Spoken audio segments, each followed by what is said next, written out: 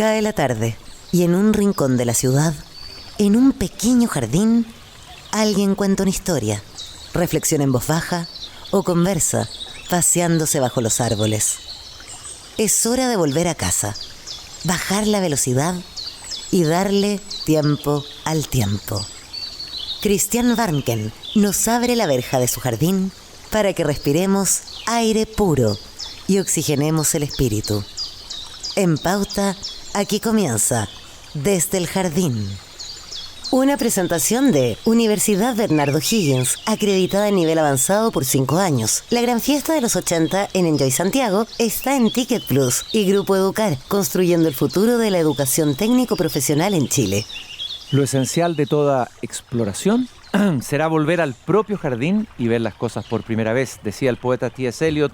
Muy buenas tardes, queridos y queridas radiovidentes, bienvenidos y bienvenidas a esta caminata peripatética por el jardín de todas las tardes a las 7:30. Aquí en Pauta voy pisando las hojas del otoño que todavía quedan, las dejo siempre en mi jardín.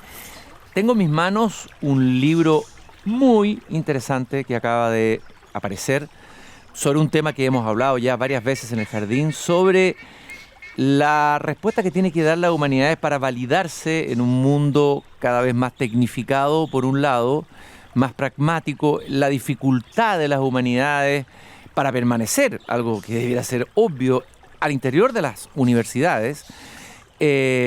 Humanidades, lo visible y lo invisible, de Carlos Peña. Acabo de terminar de leerlo y después de leerlo me acordé de un poema que es el famoso Coro de la Roca de T.S. Eliot, donde T.S. Eliot dice: todo conocimiento de la movilidad, pero no de la quietud. Conocimiento del habla, pero no del silencio. Conocimiento de las palabras e ignorancia de la palabra. Todo nuestro conocimiento nos acerca a nuestra ignorancia. Toda nuestra ignorancia nos acerca a la muerte, pero la cercanía de la muerte no nos acerca a Dios. ¿Dónde está la vida que hemos perdido en vivir? ¿Dónde está la sabiduría que hemos perdido en conocimiento? ¿Dónde el conocimiento que hemos perdido en información? Fíjense ustedes, primero, sabiduría en primer lugar, segundo lugar, conocimiento, y en el lugar inferior, por decirlo así, información. Hoy día vivimos en la sociedad de la información y invité y aceptó gentilmente el autor de este libro, Humanidades, lo visible y lo invisible, a Carlos Peña, rector de la Universidad Diego Portales, ustedes lo conocen, columnista de El Mercurio, profesor de Derecho también en la Universidad de Chile y autor de varios e interesantes libros. Algunos ya los hemos comentado aquí en el jardín: Lo que el dinero sí puede comprar, del año 2017, Pensar el malestar, el 2020, El desafío constitucional, 2020, La política de identidad, Ideas de perfil e Hijos sin padre, 2023, del sello Taurus, que es el mismo que publica Humanidades, lo visible y lo invisible. Carlos, muy bienvenido a caminar conmigo esta tarde aquí al jardín. No, muchísimas gracias por invitarme, Cristian. Bueno, ¿te parece que puede ser pertinente que haya citado a Eliot en relación a...? Eso me suscitó. Leí tu libro Sí, de varias a mí me parece muy bien la cita esa. Yeah. ¿Verdad? Porque hoy día vivimos en un mundo anegado de información, ¿no? O sea, si uno mira, echa la vista atrás, recorre todas las épocas históricas, no hubo ninguna donde toda la información, todo el conocimiento, todo lo que sabemos acumulado, que ha precipitado por siglos, hoy día está disponible con gran facilidad. Y sin embargo, somos cada vez más ignorantes, cada vez más ensimismados, nos asomamos a ese mar, a ese océano de información, y lo que nos produce en realidad es una especie de desorientación, ¿no? A veces la abundancia de información desorganizada, sin un criterio con el cual comprenderla, inteligirla, es una forma magnífica de ignorancia, ¿no? Es esa gente que tiene la cabeza llena de cosas pero desordenada, ¿verdad? Claro, y curiosamente hay algunos que pueden argumentar que ya que está toda la información disponible, que tenemos como una especie de gran biblioteca abierta, digital, las humanidades sobran o sobrarían. No, faltan, ¿verdad? Porque cuando toda la información está disponible, lo que necesitamos es orientarnos en medio de ella. En vez de desconcertarnos, en vez de abrumarnos por la cantidad de información, necesitamos orientarnos en medio de ella, y para hacerlo necesitamos la capacidad de formular preguntas, ¿verdad? de manifestar interrogantes a esa cantidad gigantesca de información y al mismo tiempo estar dotados o provistos de las facultades, de las capacidades para entenderla, para relacionarla, para tomar distancia crítica frente a ella, para saber cuál de esa información es superchería y cuál no. Bueno, todo eso no lo podemos hacer sin habilidades de lectoescritura, desde luego, pero además sin algún conocimiento de las humanidades, sin algún entrenamiento en este campo que llamamos humanidades, que va desde la literatura, la filosofía, la historia, ¿no?, la filología, la arquitectura, el arte. Tener algún tipo de sensibilidad frente a esas manifestaciones de la cultura e intrigarse por lo que subyace a esas manifestaciones es propio de un espíritu humanista, ¿no? Carlos, tú haces una distinción, a ver, sería bueno delimitar, porque se habla de humanidad y parece algo muy amplio, incluso a veces se incluye las ciencias sociales, se incluye muchas cosas dentro de la humanidad. Por supuesto. ¿Qué son, cuáles son los límites de las humanidades? ¿Estas son las humanidades que terminan, aquí empiezan? Claro, las humanidades, bueno, se han venido desarrollando a lo largo del tiempo. Su origen es muy antiguo. El origen de las humanidades se encuentra en la filología, que es tal vez de las primeras disciplinas intelectuales que conocemos, antes incluso que la filosofía, ¿no? Y la filología era, por ejemplo, en la cultura griega, la sorpresa que causaban las palabras, ¿no? La pregunta que se asombro hacía, ante las palabras, claro, ¿no? ¿Cómo es posible que los sonidos que yo ahora emito o profiero transmitan significado? ¿Y cómo es posible entonces que construyamos un mundo en común a partir de esto que ahora yo profiero, ¿verdad?, que emito? Ese misterio de las palabras que aparece con los primeros textos, ¿verdad?, con los poemas homéricos, que pasaban de generación en generación gracias a la memoria oral muchas veces, va generando toda una gigantesca capacidad reflexiva en torno al lenguaje, que es como la primera gran ocupación de las humanidades. Más tarde es la memoria. ¿Cómo es posible que podamos reconstruir aquello que pasó? La vida humana se vive en instantes discretos y sin embargo la narramos como si fuera una continuidad. Bueno, todo esto configura... Que llevó a San Agustín a plantear el asombro ante la memoria en sus confesiones, ¿no? Exactamente. Entonces, todo esto va configurando dos misterios que están a la base de las humanidades. El misterio de la lengua, del lenguaje, y el misterio de la memoria. Todo esto va precipitando en los siglos hasta alcanzar fines del siglo XIX. La primera gran cátedra de humanidades se llama Filología, en la Universidad de Humboldt, nada menos, y luego se desprenden de las humanidades las ciencias sociales, ¿no? Las ciencias sociales, la sociología, la antropología, que son ciencias sociales, que aspiran, digámoslo así, a un cierto trato, a una cierta comprensión positivista, empírica, comprobable de la facticidad. Y entonces las ciencias sociales se desgajan, se desprenden de las humanidades. Y ellas tienen por eso mismo tal vez, o tienen la sensación de tener una tierra firme que las humanidades parecieran no tener. Claro, tienen la ilusión de tener una tierra firme, porque no hay nada más variable, ¿verdad?, que la sociedad, que la cultura, que son las cuestiones de las que se ocupa en general la sociología o la antropología, ¿verdad? Pero sí, es verdad. Hoy día las ciencias sociales instaladas en las universidades, a contar, como digo, del siglo XIX, como parte de las llamadas ciencias del espíritu, como se las llamaba a fines del XIX, comienzo del XX, ciencias de la cultura, se desgajaron, efectivamente se separan de las humanidades, y las humanidades pasan a ser, digamos, un conjunto de reflexiones que intentan descubrir, develar, comprender el sentido, el significado que subyace a la cultura, ¿no? Tú hablas de un texto de Cicerón, Proarchia Poeta, el 62 a.C., que ahí aparecería por primera vez la expresión humanidades. Claro, ese texto que es el Proarchia, el famoso Proarchia, que es un famoso alegato, Cicerón lo sabemos, era un abogado, ¿verdad? Defiende al poeta Archias, ¿no? El poeta Archias es un poeta que había recibido la nacionalidad, la ciudadanía romana, se le quiere despojar de la ciudadanía romana, y entonces Cicerón concurre al tribunal y hace un alegato en defensa del poeta Archias. Y entonces, el alegato, la primera parte del alegato es un alegato puramente legal, pero en la segunda parte Cicerón elabora una de las primeras defensas de las humanidades, donde él dice, bueno, le debemos muchas cosas a la técnica, a lo que sabemos, a los militares, pero hay algo que los poetas nos entregan, y que es la comprensión de lo que somos, ¿no?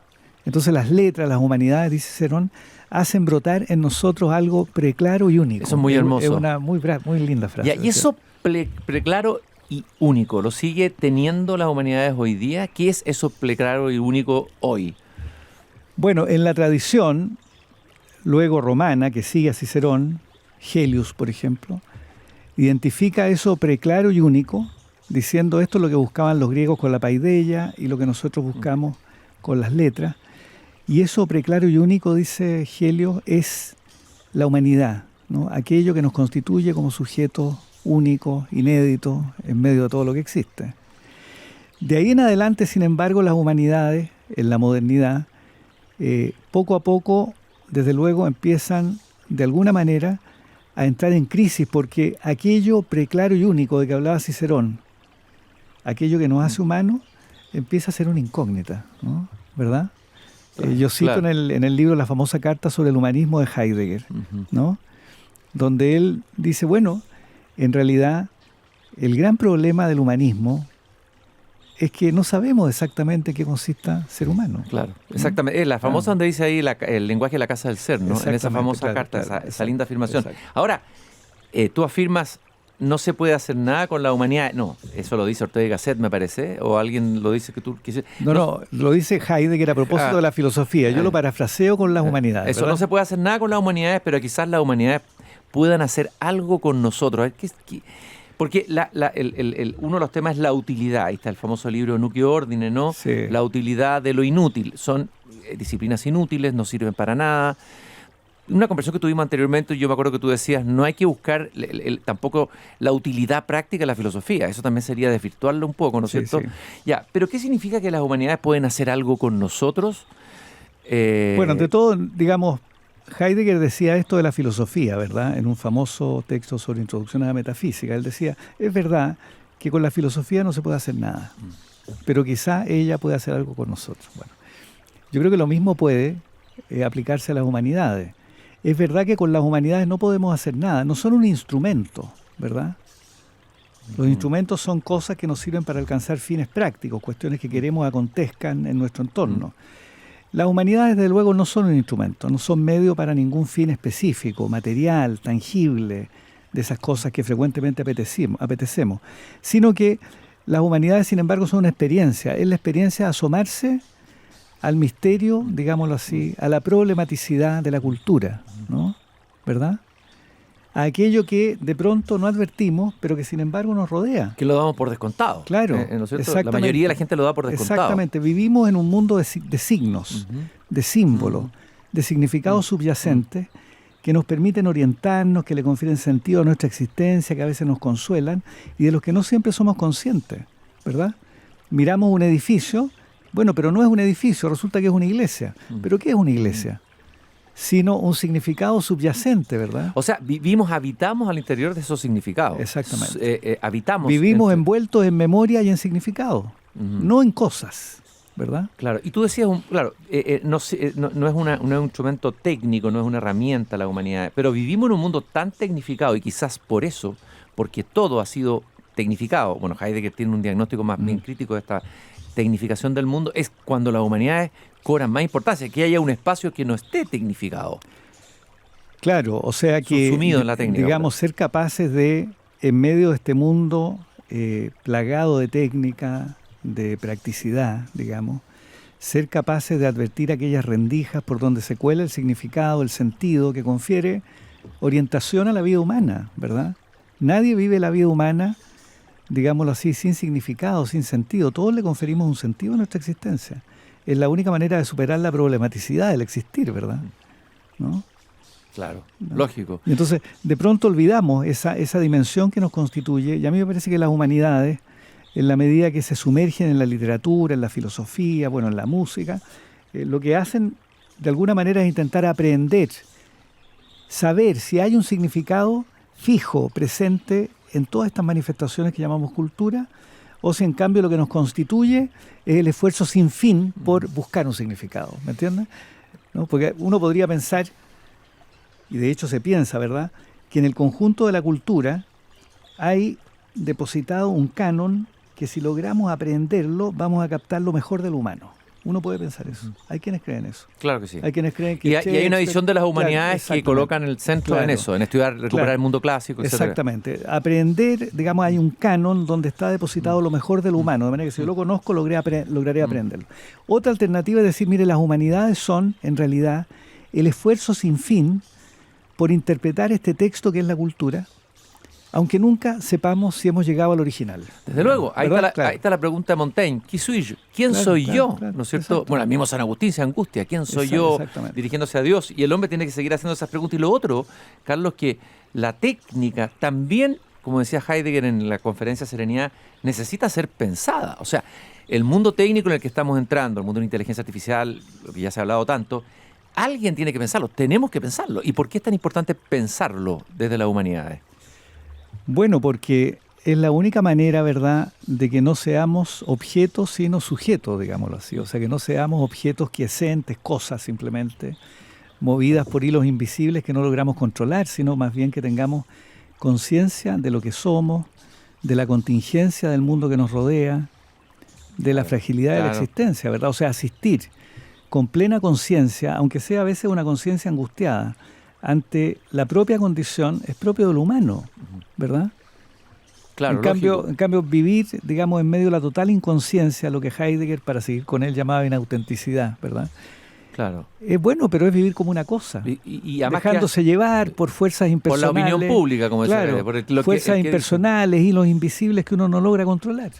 Lo que decía Heráclito, ¿no es cierto?, llamaba al hombre a despertar, ¿no? Claro. Los dormidos despiertos, decía Heráclito, al profesor de los seres humanos. Andamos dormidos despiertos, como zombies, por decirlo de alguna manera, cuando no nos hacemos estas preguntas.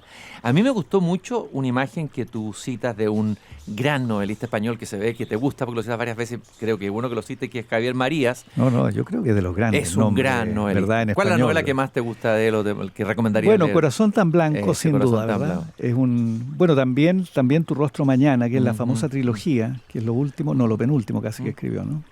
Bueno, y usa la imagen, Javier Marías, de la cerilla. Y me gusta esta imagen de la cerilla porque hace muy visible lo que pueden ser las humanidades Sí, en medio de esa oscuridad en la que andamos, ¿no? claro. La idea, digamos, Marías usa eso para la literatura, ¿verdad? Claro. Dice, no es más que prender una cerilla en medio del campo. Nos sirve para ver cuánta oscuridad hay alrededor. ¿Ah? A ver, es una imagen maravillosa. Desde luego, ¿verdad? desde luego Claro. que sí. Digamos, las humanidades, la literatura, una buena novela como un fogonazo que de repente ilumina una parte donde estamos, pero para que advirtamos en derredor la oscuridad que nos rodea. Y hay otra imagen que me gustó mucho, es la de Kant, y que tiene que ver con la universidad. Y que es muy parecida a esta, Es muy ¿verdad? parecida, que es la de la isla. ¿En qué sentido la cultura o las humanidades son una especie de isla en medio de un vasto océano en el que estamos, ¿no? Claro, Kant dice, bueno, vivimos en una isla, él la llama la isla de la verdad, que son el puñado de verdades, de alguna manera que nos constan, las cosas que sabemos, etcétera.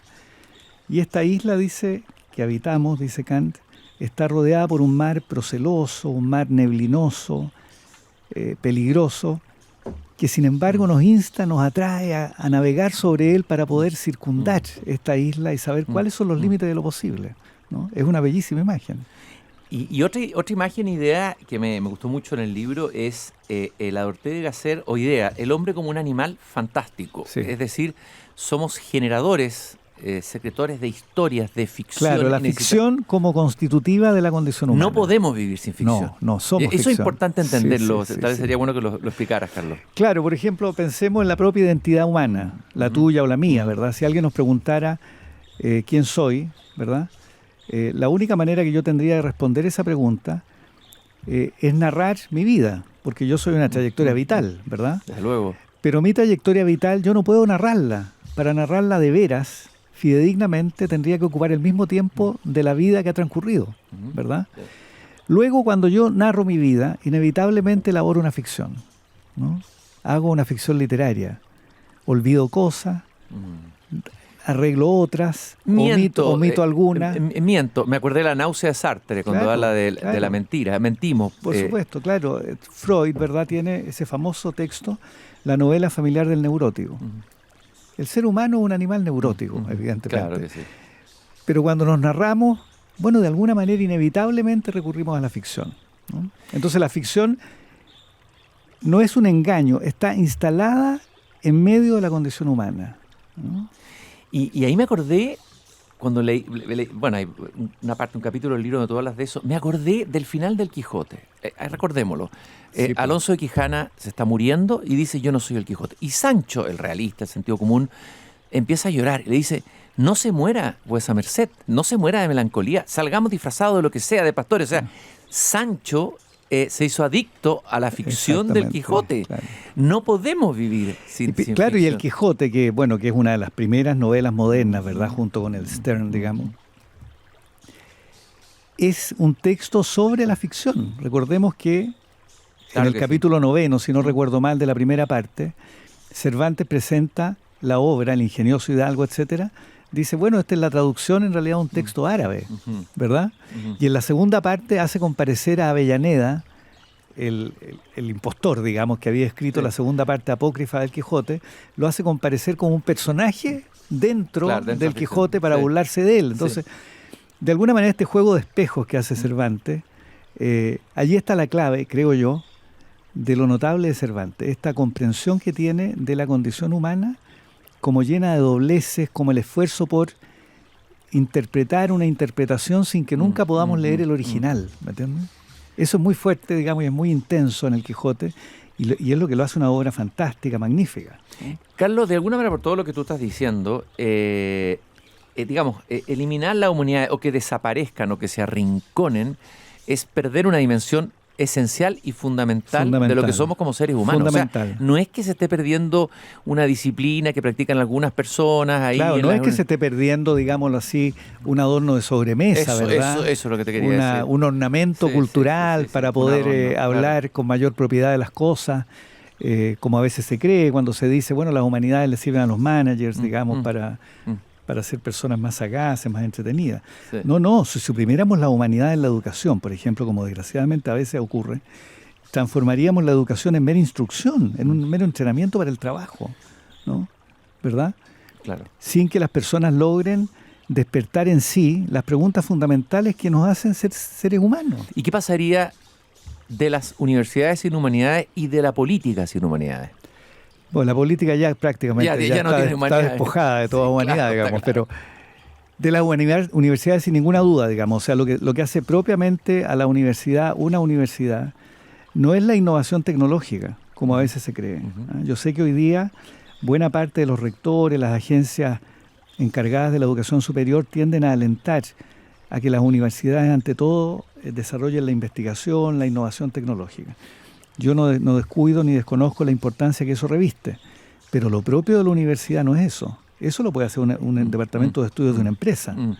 Lo propio de la universidad es ser una institución que hace de la reflexión radical acerca de la cultura y de la comprensión que tenemos de ella su quehacer y su vocación más propia. Esto es lo propio de la universidad. Sería interesante que estas agencias de calidad evaluaran tal vez la presencia de la humanidad en la universidad y tal vez le dieran acreditación de acuerdo a las humanidades que tienen. Debiera ser, pero hoy día, desgraciadamente, el gran problema de las humanidades es que como la medida que tenemos del trabajo intelectual en las universidades son los artículos indexados, nuestros académicos se ven empujados a abandonar la genuina reflexión que es propia de las humanidades para en cambio embarcarse en papers, en artículos eruditos respecto de esto, de aquello, detalles, digámoslo así, sin nunca mirar el conjunto.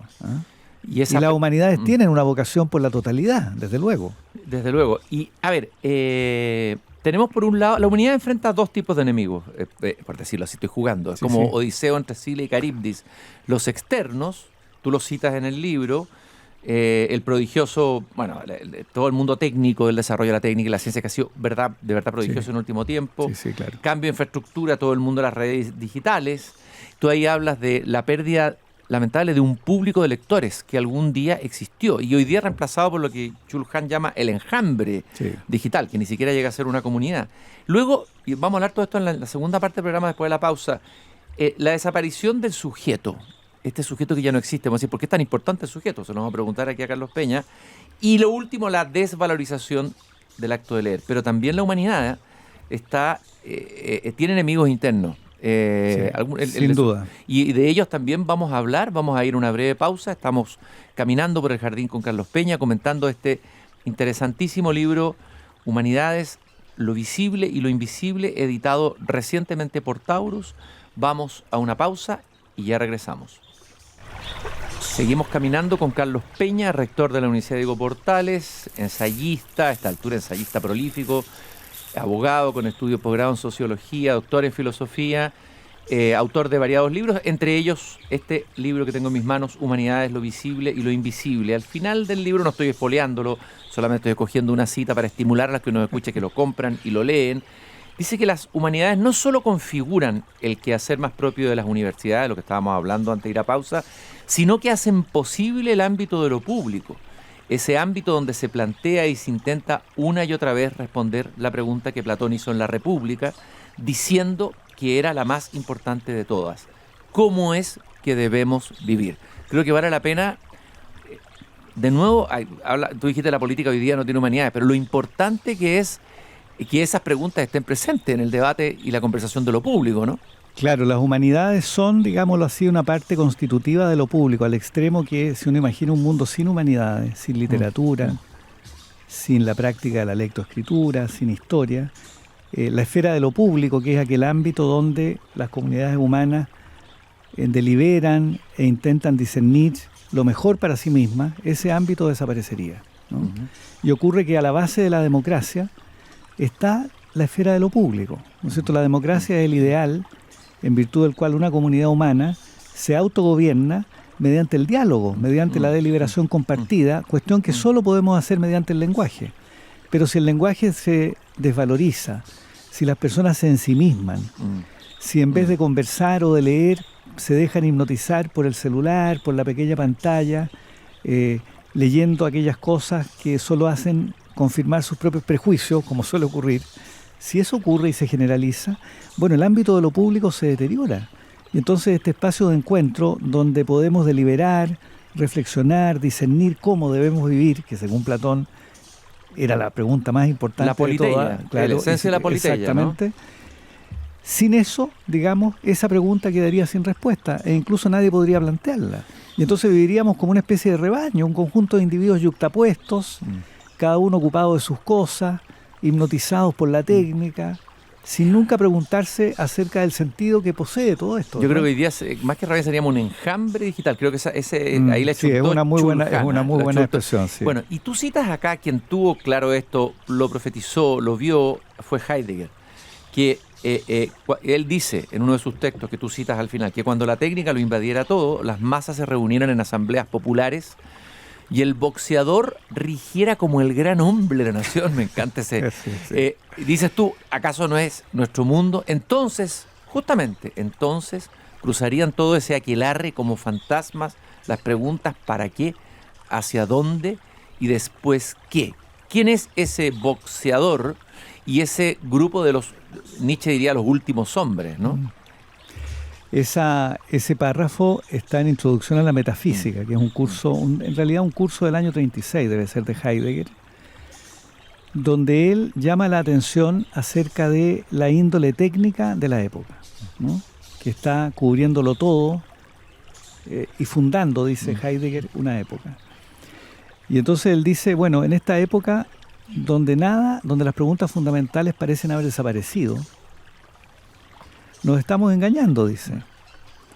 Porque cuando todo sea rapidez e instantaneidad, cuando triunfen las masas reunidas en asambleas populares, cuando el boxeador rija como el gran hombre de una nación, entonces, justamente entonces, dice, cruzarán todo este aquelarre como fantasmas las preguntas.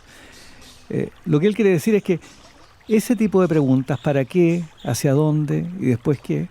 Son constitutivas de la condición humana. Inevitablemente asoman. Nos esforzamos desde luego por olvidarlas, ¿verdad? Desde niño nacen espontáneamente. Un niño que hace una pregunta en una mesa sí. Y el papá no toma la pregunta, ¿no es cierto? Por ejemplo. Exactamente. Pero la condición humana consiste, claro, en dejarse envolver por la rutina, ¿no? Por los quehaceres cotidianos, por la familiaridad aparente que tiene el mundo. Y este tipo de preguntas las olvidamos. Pero inevitablemente asoman individualmente en la angustia. Todos quienes nos escuchan habrán tenido momentos de angustia. Desde luego. ¿Verdad? Y ahí brotan esas preguntas radicales. También en la alegría. Claro. ¿No? Cuando estamos demasiado contentos, de pronto asoma la pregunta, bueno, pero ¿qué sentido tiene? Y le tememos a la angustia y la anestesiamos. Estamos separándola de la depresión médica. Por supuesto. La angustia es, digamos, es la vivencia más profunda del humano, que es asomarse, digamos, a la rendija, a la problematicidad de la existencia. Esto lo hemos vivido todos alguna vez. Desde luego. Y Heidegger dice también hay que cerrar todas las puertas porque el hombre tiene miles de puertas de escape para entretenerse. Y cerrar las puertas de escape para que el hombre enfrente la angustia, porque él dice ahí, cuando enfrenta la angustia puede venir un nuevo comienzo. Bueno, sí, claro. Ese nuevo comienzo parte de que el hombre se hace preguntas. ¿Por qué estoy aquí? Claro, porque de esa manera comprendemos que el mundo que nos rodea de alguna manera es una malla de interpretaciones también, ¿no? ¿Verdad? Uh-huh. Es un mundo contingente. Es de una cierta manera, pero también podría ser perfectamente de otra. Y eso, claro, puede producir un cierto vértigo hacia el vacío, pero también es un momento de libertad, ¿no? ¿Verdad?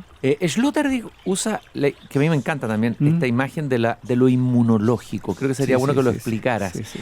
A ver, yo entendería que la cultura es un sistema inmunológico, que cada... Claro, esa idea de Peter Sloterdijk, que está en Esferas, ¿verdad? En la esfera, que este famoso texto, estupendo texto por lo demás.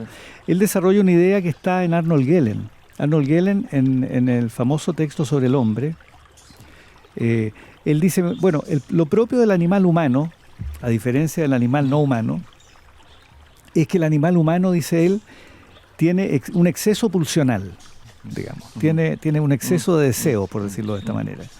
Y en consecuencia, el desafío que tiene para poder existir el ser humano consiste en domeñar, en orientar, en domesticar ese exceso pulsional, ¿no?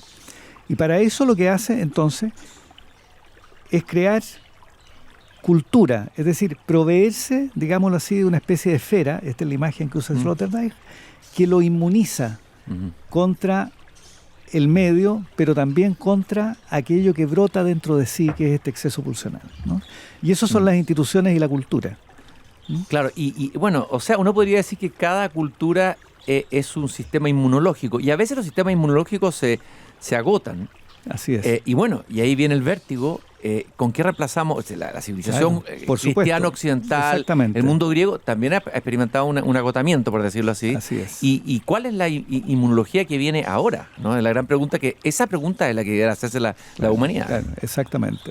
Esta idea de Sloterdijk, digámoslo de paso, estaba también en Ortega, fíjate, en Ortega y Gasset, donde él dice, bueno, el ser humano es un animal extraño que necesita crear un mundo artificial donde pueda sentirse a su el animal sangre. Fantástico, claro, ¿no? Exactamente. El animal fantástico. Imaginar, crear cultura, crear instituciones. Bueno, esta es la dimensión más básica de lo humano, que las humanidades ponen una y otra vez de manifiesto, sea cual fuere la disciplina que en ella se cultiva. La literatura, la historia, la arquitectura, todas ponen de manifiesto este hecho fundamental.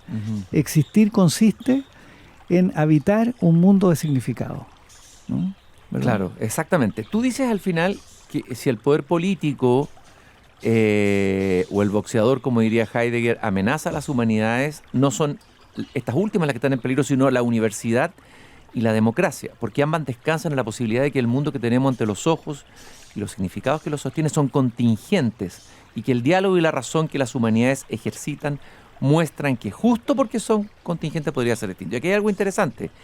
Y es justamente ese valor de la humanidad la fuente del temor que causan en la técnica y el poder. Hay que decir un poco también que esta desconfianza en la humanidad es más para que sean inútiles, porque pueden ser peligrosas. Hannah Arendt dijo, la filosofía es de suyo peligrosa. Claro, pueden ser muy disolventes también, ¿verdad? Sí. Porque finalmente lo que hacen las humanidades, por lo menos en la versión más radical con que hoy día se las cultiva, es mostrar que todo aquello que tenemos por definitivo, la verdad, la justicia, la belleza, la quietud del mundo, digamos, en realidad son meras apariencias, formas interpretativas, metáforas con las cuales sostenemos nuestra vida colectiva, y que de alguna manera entonces nada es definitivo.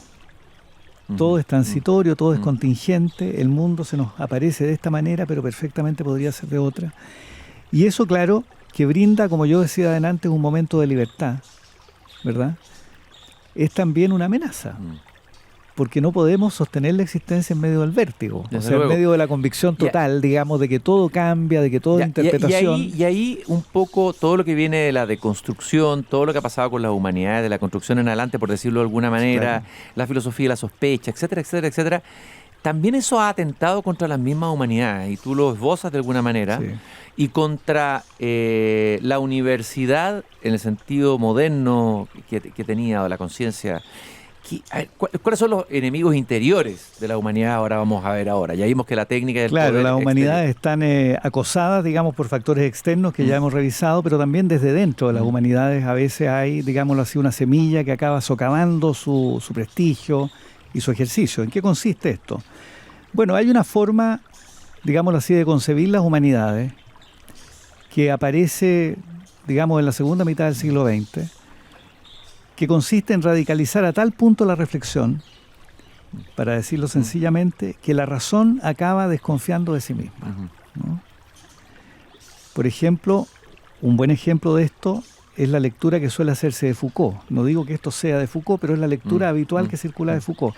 La idea de que tú o yo, las personas, somos fruto de lo que Foucault llama un proceso de subjetivación. Es decir, somos fruto de un conjunto de factores sociales que nos configuró como individuos, a los que debemos los prejuicios que tenemos, la forma de asomarnos al mundo, la racionalidad que ejercitamos. Pero si eso es así, si todos nosotros somos en realidad fruto de un proceso de subjetivación, es decir, si no somos sujetos, o sea, no existimos ex ante la socialización, sino que todo en nosotros es fruto del proceso de socialización o de subjetivación, si eso es así, bueno, de ahí se sigue entonces que no tenemos ningún piso firme para la crítica. ¿Me entiendes? Eso es muy peligroso también. Estamos en el vértigo entonces de las puras interpretaciones, y eso, todo es poder, sí, y en consecuencia no hay ningún suelo donde hincar los talones para efectuar una crítica racional. La pérdida o el debilitamiento de la razón y el debilitamiento del sujeto son un peligro para la humanidad. Totalmente, porque las humanidades entonces se transforman en un juego lingüístico, en un juego de imaginación. Y hay que decirlo, como tú dices, a veces en palabrería, o como George Steiner lo dice más fuerte, en cháchara de altura. Sí, claro, totalmente. Steiner en eso es un crítico feroz, ¿no? Pero yo, por ejemplo, déjame contarte, alguna vez vi a una profesora muy inteligente, por lo demás, digamos, una profesora americana, interpretando un texto de César Aira. Todavía lo recuerdo, porque me pareció inteligente pero desconcertante. En el texto de César Aira, que ella ponía en una pantalla, aparecía una mujer negra en una esquina. Era la única imagen negra de una escena relatada por ahí. Ella derivaba de ahí, hacía un vínculo con los agujeros negros y la física cuántica. Entonces, claro, un juego como ese puede ser entretenido, puede ser imaginativo, pero es profundamente estéril, digamos, ¿verdad? Claro que sí. Y bueno, y ahí ese es un enemigo no menor. Se ha hablado también que las humanidades han sido secuestradas en algunos lugares por la cultura woke, etcétera, etcétera, etcétera, por los discursos identitarios, todo lo que viene también un poco de la deconstrucción. Claro, y eso nos ha llevado a lo que está pasando en Estados Unidos, al extremo opuesto de que hay un presidente de la República que está entrando en la universidad de una manera extremadamente peligrosa, poniendo límites e influyendo dentro de la universidad. Entonces hemos llegado...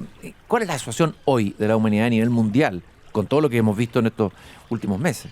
Bueno, las humanidades en general han derivado, han tenido una cierta tendencia o a transformarse en estudios culturales, como ocurre en el mundo, digamos, en el mundo anglosajón en general. Es decir, reducir los productos habituales de las humanidades, la novela, la poesía, la arquitectura, a meras cuestiones culturales que podrían ser reducidas a los factores que las configuran, o en cambio a esta suerte de reflexividad radical que es la deconstrucción, ¿no?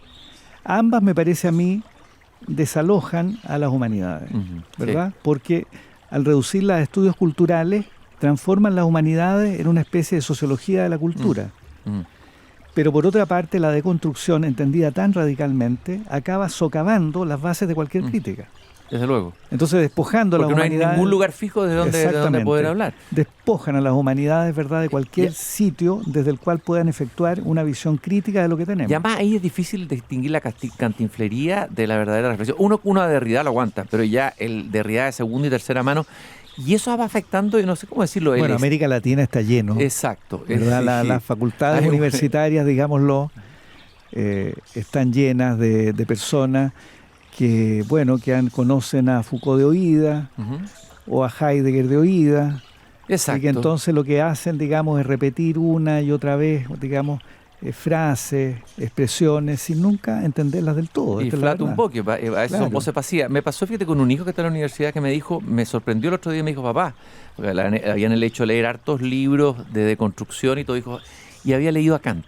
Le habían hecho leer a Kant. Dijo, qué maravilla cómo escribe. Estaba deslumbrado, un millennial, claro, obvio. con Kant, ¿no? Que tenía, ese es el gran estilo, hay que decirlo. Claro. Y qué importante el gran estilo en la filosofía y en el pensamiento, ¿no? Claro que es la voluntad de hacerse entender, Desde ¿verdad? luego, desde que luego. ha desaparecido hoy día de la escritura. Hay muchas personas que creen que escribir bien consiste en desconcertar al lector, en proponerle poco menos que acertijo, Ujú. digamos. ¿Ah? Claro, En la creencia de que la verdadera profundidad es oscura, claro. de que si alguien habla claramente, entonces está siendo superficial, cuando la vocación de la razón y de la escritura es darse a entender.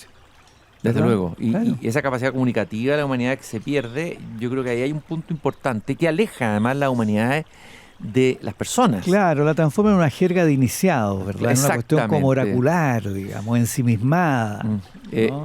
Exactamente. Quiero volver al punto que es como un eje central o la tesis central de tu libro, que las humanidades cumplen una labor de mediación entre lo visible y lo invisible. Me gustaría que explicaras bien eso, Carlos, lo mejor posible. Claro, a ver, si uno se detiene en la condición humana, la tuya, la mía, la de hoy día, digamos, uno lo que advierte es que aparentemente nuestro entorno, la cultura donde desenvolvemos nuestra trayectoria vital, aparentemente es mera facticidad. Hay edificios, hay clima, hay naturaleza, hay un paisaje, pero a poco que reflexionemos advertimos que no somos mera facticidad. Que esto que creemos es mera facticidad, en realidad se trata de signos, es decir, de elementos materiales que se estiran para indicarnos algo que está más allá de sí mismos, ¿verdad?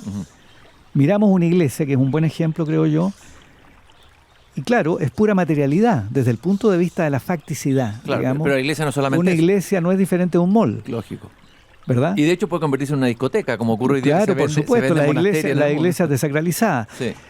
Pero sin embargo, cuando vemos una iglesia, en realidad no vemos una iglesia, vemos un edificio.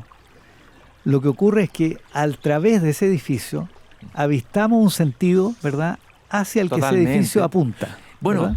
pensé, Y la cultura es eso. bueno, estaba pensando justamente cuando se incendia el Notre Dame, que a mí me impresionó, que la gente en París se paraba en las calles, ateos, agnósticos, católicos Claro. y todo. No se estaba quemando solo una iglesia, No, se por estaba supuesto. quemando algo Claro, muy profundo, claro. que incluso aquellos que no son creyentes sentían como una pérdida. Claro, ¿no? exacto, porque la cultura humana es una obra humana, pero que se estira más allá de sí misma.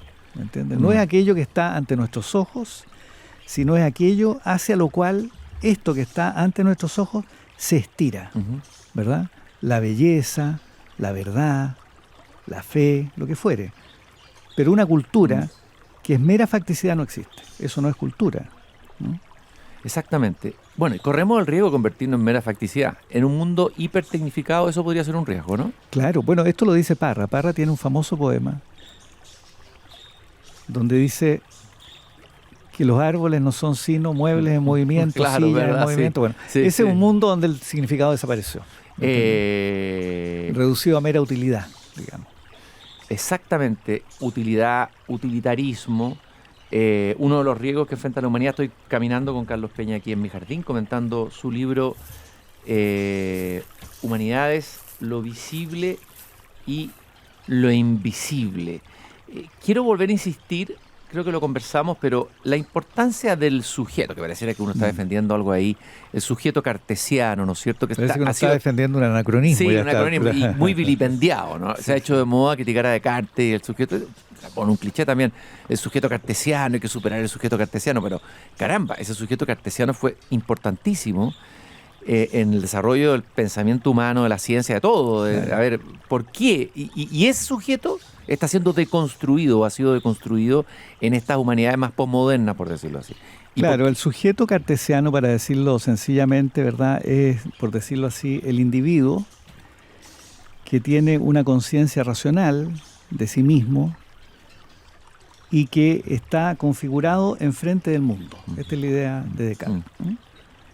La filosofía ha mostrado, sin embargo, que el sujeto cartesiano, así descrito, no es tal, porque en la configuración de nuestra identidad, de nuestra subjetividad, influye el trato frecuente que tenemos con las cosas del mundo, ¿verdad? Esto es así. de alguna manera el ser humano que tú o yo somos tiene que ver con una serie de factores, por decirlo de esta manera, sociales. El género que poseemos, la etnia de la que provenimos, la clase de la que somos originarios, etcétera. De alguna manera va configurando parte de nuestra subjetividad. Desde ese punto de vista, no cabe duda que la imagen de Descartes, digamos, de una conciencia encerrada en sí misma, que de pronto casi pura. que de pronto sale al mundo para conocer, ¿verdad? Y como un cazador trae presas y las mete dentro de su conciencia, esa idea de la conciencia como un espejo de la naturaleza o del entorno, claro, ha sido relativizada.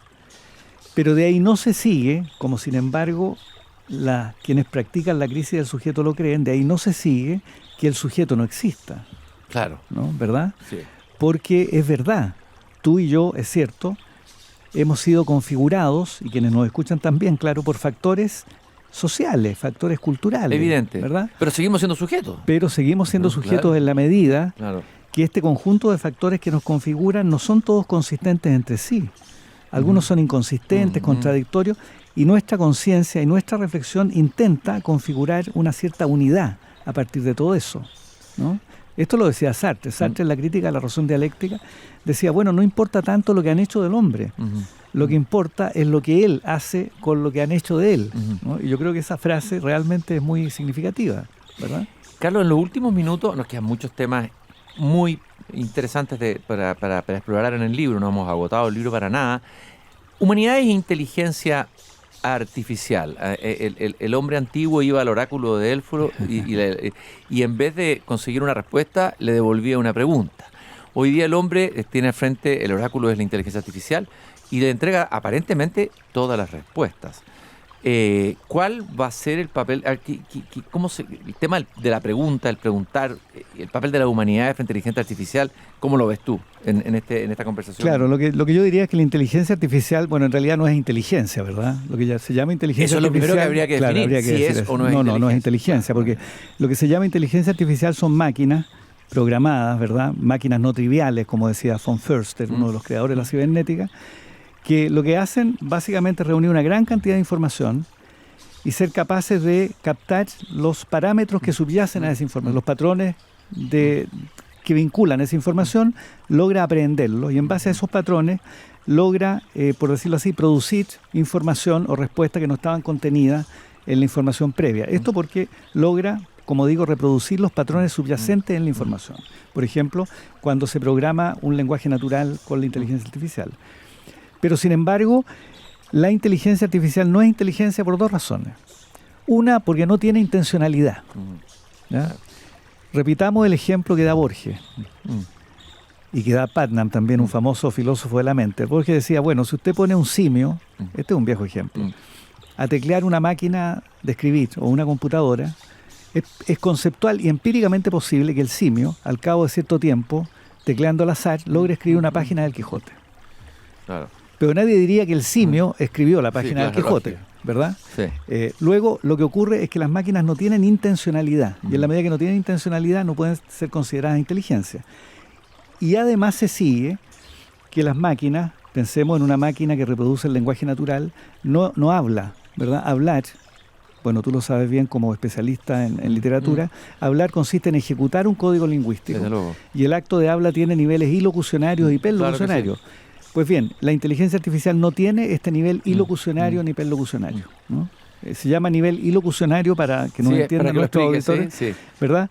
Al acto que ejecutamos al decir algo. Los actos de habla. ¿Verdad? Por ejemplo, yo digo fuego, ¿verdad? Esto puede significar que estoy diciendo está encendida la chimenea. Hay un puede incendio. significar decir hay un incendio, puede significar llamen a los bomberos. Bueno, esta serie de significados posibles de la palabra fuego lo llamamos nivel ilocutivo o ilocucionario. Y hablar consiste en ejecutar un código lingüístico produciendo un efecto ilocucionario y perlocucionario. Yo digo fuego y vienen los bomberos, a eso le llamamos perlocucionario.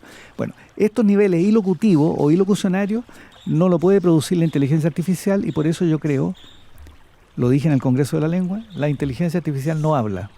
Claro, no habla. No habla. Si no habla no puede ser inteligente, evidentemente. Y no es un sujeto tampoco. No es un sujeto, no tiene intencionalidad. Claro, ¿verdad? No es un sujeto.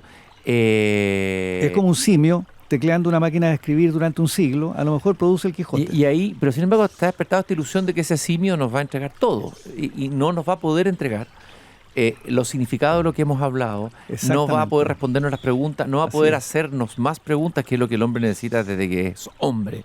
Parte de como toda técnica, la llamada inteligencia artificial lo que hace simplemente es ahorrar esfuerzo. Uh-huh.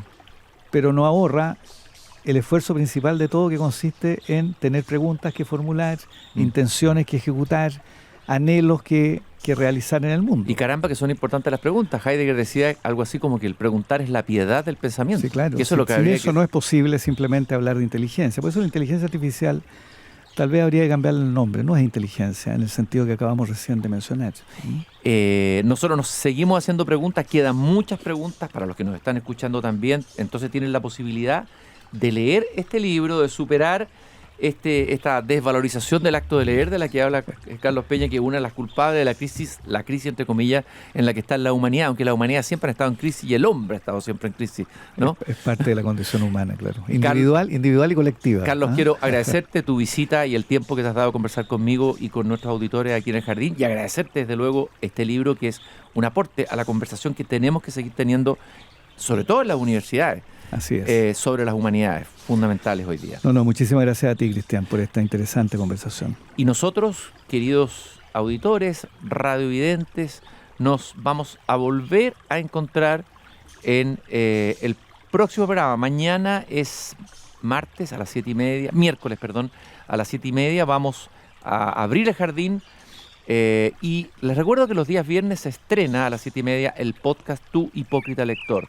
Recordarle que este programa es posible gracias a Grupo Educar, construyendo el futuro de la educación técnico profesional en Chile. Conoce más sobre nuestro trabajo en grupoeducar.cl. Universidad Bernardo Higgins, el lunes 20, o sea ayer, se celebró y comenzó la celebración del mes de Francia, una celebración de la lengua y la cultura francófona, en colaboración con un Instituto Francés de Chile, la Organización Internacional de la Francofonía, Embajada Francófona, la Red de Francés au Chili y TV5 Monde, un evento que buscó y busca fortalecer los lazos entre Chile y el mundo.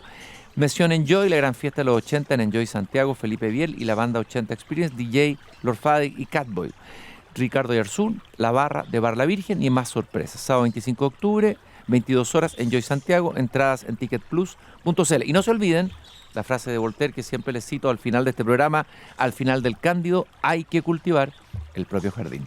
Hasta mañana. Es hora de cerrar la verja de madera del jardín. Pero Christian Warnken la volverá a abrir de lunes a jueves a las 19:30 horas en Radio Pauta, cuando comience de nuevo Desde el Jardín. Una presentación de Universidad Bernardo Higgins, acreditada en nivel avanzado por 5 años. La gran fiesta de los 80 de Youngers está en Ticket Plus y Grupo Educar, construyendo el futuro de la educación técnico profesional en Chile.